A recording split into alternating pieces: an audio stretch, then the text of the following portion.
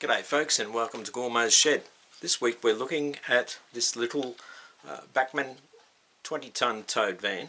It was bought brand new from England about 12 months ago, and it's weathered and everything. I got it for a very good price, brand new, and I thought great. However, when it's on the track it makes a squeaking noise, and when I looked into where the squeaking noise was coming from, I discovered it's actually on the axle here. And if you look at the axle, you can see the axle is black, but it's got those silver marks on it. That's from where the axle is rubbing on the back of the coupling mounting there, and that's why it's squeaking. And if you spin the wheels just like this and then just touch the coupling, it actually stops the axle from turning. It's acting like a brake. So when the wagon is being pulled around by another wagon or a loco or whatever, you get this rubbing on the axle. It causes a vibration which creates the squeak.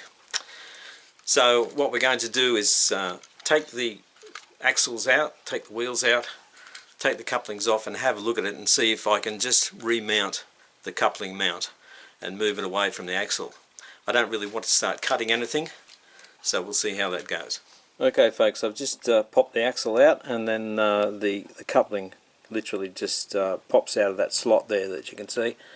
So as you can see, it's got a screw there holding it in place, and we'll take that out and see what's underneath. Maybe I can relocate the mounting hole for the screw. Okay, well, it's just a simple hole through the plastic there, but if I drill too close to it, I'm not going to be able to get the screw to lock into it, so I'm going to have to move at least a hole further forward, or to the right in your case there. This is interesting. It might even be worth sort of drilling the hole, putting the screw through, but also gluing it in place may be a good idea in this case, just in case there's any problems with the hole. You may see here also I've got the wagon sitting on a towel.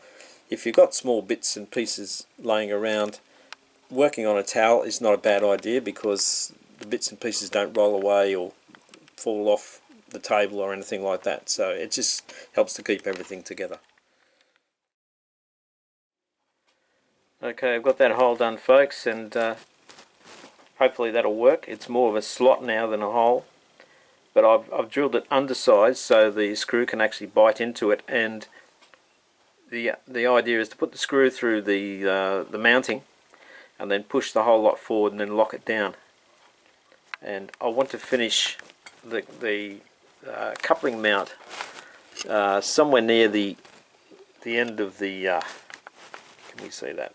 It's a bit hard to do this with one hand folks. I want the coupling mount to finish here, so that puts it slightly forward of where it was before. And if you can see on this one, you can see I've got the same problem there, so that will move it just enough distance away from the axle to stop the rubbing. So we'll fit the mount on and we'll see how we go. Well, surprisingly that's locked down nice and tight, and you can see the mount is flush with the end of those guides on the side there. Now I'll fit the axle in and we'll see how much clearance we've got. Yes folks, we're winning. And now the axle spins quite freely.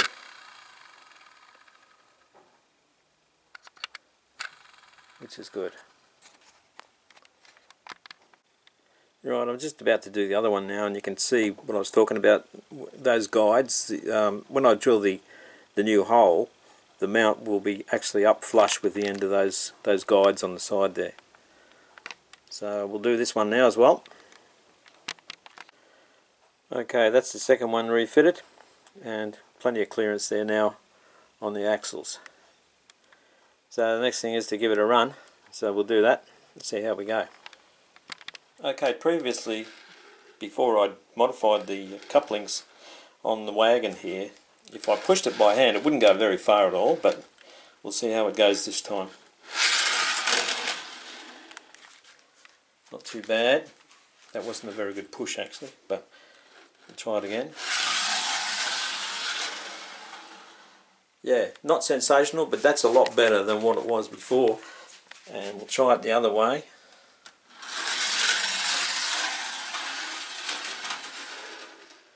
Good.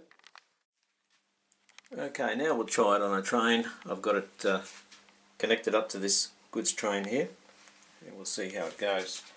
Now, when I started the video, I did say that when it was going around before, it used to squeak, regardless of speed, and that seems to be fine.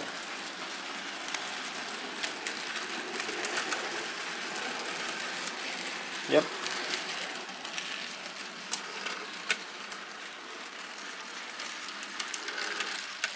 No worries. We'll just get it coming out the other end.